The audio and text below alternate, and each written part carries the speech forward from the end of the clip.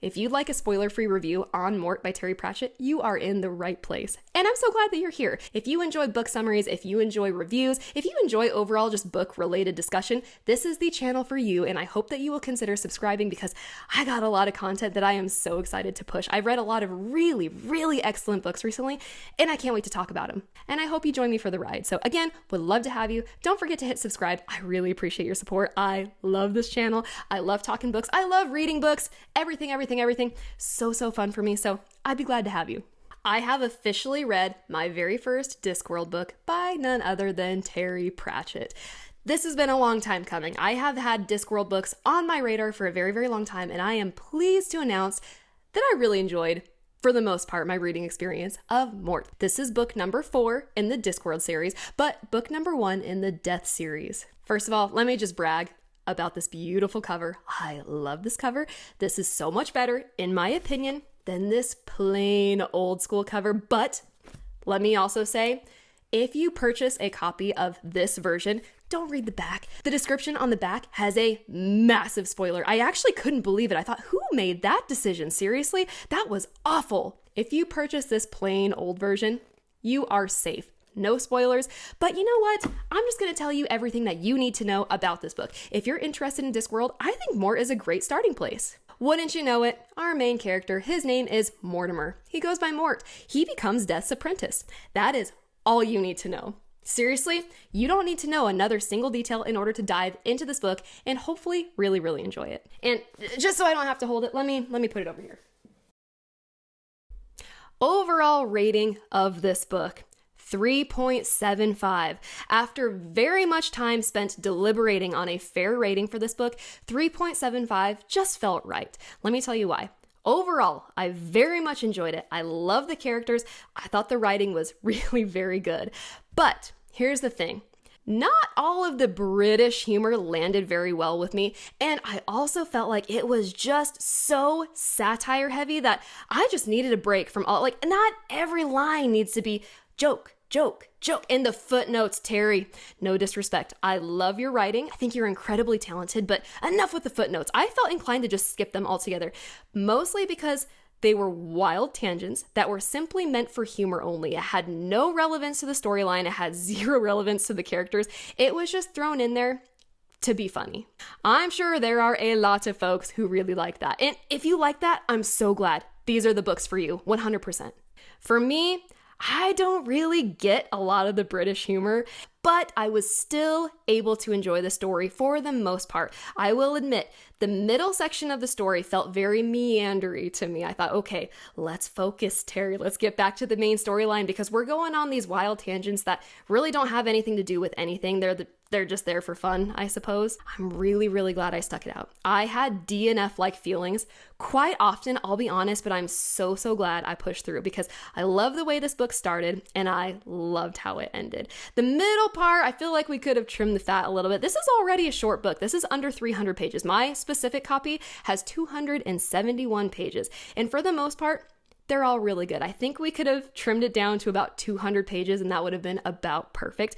But I still really enjoyed the ride.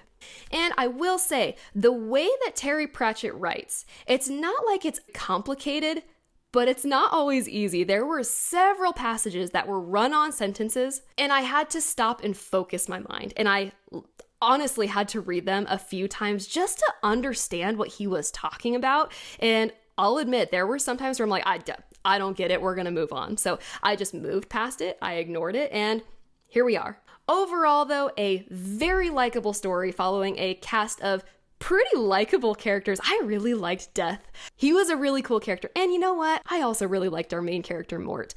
I also, for the most part, liked Cutwell. He was a fun character, so I don't know. Overall, a really fun journey. Fans of the Discworld will probably disagree with me, but of the 41 books, you don't need to read them in order. And that's not even just my personal opinion. If you Google it, Google will say the same thing. You don't necessarily have to read them in order, but you can. Here's the decision I made, and here's why.